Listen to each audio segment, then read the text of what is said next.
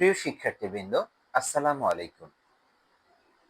ইসলামের ইতিহাসে আব্বাসি যুগের অন্যতম একটি চরিত্র হচ্ছে নিজামুল মুলক। এই নিজামুল মুলক ছিলেন মূলত সেলজুক সাম্রাজ্যের প্রধানমন্ত্রী, যাকে বলা হতো আবার বিজির। এই নিজামুল মুলকের পূর্ণ নাম ছিল আল মুলক নিজামুল আলম।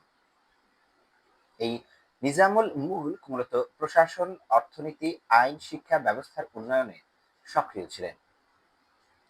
সেলজুক শাসকদের সঙ্গে সমন্বয় রেখে রাজনীতিতে স্থিতিশীলতা রক্ষা করেছিল মূলত নিজামুল মুলক।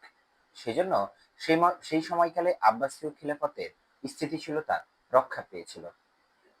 এ সময় দেখা যায় আব্বাসী খিলাফতের বিরুদ্ধে নানামুখী ষড়যন্ত্র চলতে থাকে।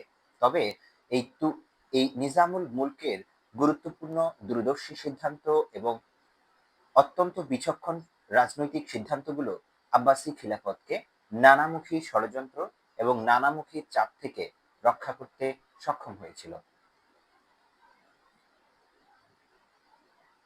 সেলজুক সম্প্রদায়ের সময় আইন, প্রশাসন, অর্থনীতি এবং শিক্ষা ব্যবস্থার উন্নয়নে এই মূলত নিজামুল মুলকের ভূমিকা অত্যন্ত গুরুত্বপূর্ণ। শিক্ষার প্রসারে তিনি নানামুখী উদ্যোগ গ্রহণ করেছিলেন।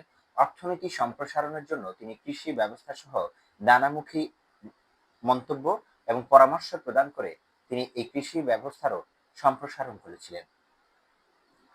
ধর্মীয় শিক্ষাগত প্রতিষ্ঠান প্রতিষ্ঠায় এই নিজামুল মুলক উদ্যোগী ভূমিকা পালন করেছিল। অনেকগুলো শিক্ষা প্রতিষ্ঠান প্রতিষ্ঠা করেছিল এই নিজামুল মুলক।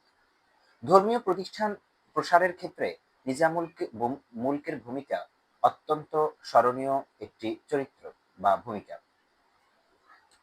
প্রশাসনিক দক্ষতা এবং শাসন ব্যবস্থার আধুনিকীকরণে মূলত নিজামুল মুলকের ভূমিকা রয়েছে অত্যন্ত প্রশংসনীয়। নিজামুল মুলক মূলত দুর্নীতি কমাতে কঠোর নীতি স্মরণ করেছিলেন। এই কঠোর নীতি অনুসরণের মাধ্যমে আব্বাসী খিলাফত থেকে দুর্নীতি কমিয়ে আনার ক্ষেত্রে তার বিশেষ ভূমিকা রয়েছে। সমাজ ও অর্থনীতিতে স্থায়িত্ব আনার প্রচেষ্টা চালিয়েছিলেন নিজামুল মুলক। ইসলামের ইতিহাসে উদাহরণ হিসেবে বলা যায় এই নিজামুল মুলক ছিল যোগ্য, ন্যায় ও দক্ষ বিজির অন্যতম প্রতীক, যার ফলে ইসলামের ইতিহাসে অন্যতম একটি চরিত্র হিসেবে দাঁড়িয়ে যায় হচ্ছে নিজামুল মুলক।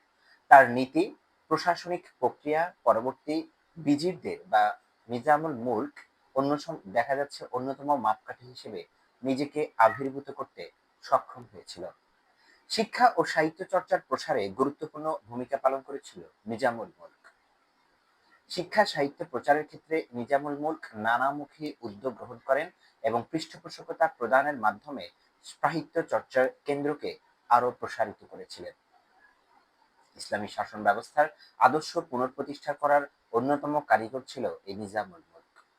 প্রিয় দর্শক, ভিডিওটি দেখে যদি আপনার ভালো লাগে তাহলে একটি লাইক দিবেন, মতামত দিবেন কমেন্ট বক্সে, এবং চ্যানেলটি যদি সাবস্ক্রাইব করা না থাকে তাহলে অবশ্যই সাবস্ক্রাইব করে দিবেন।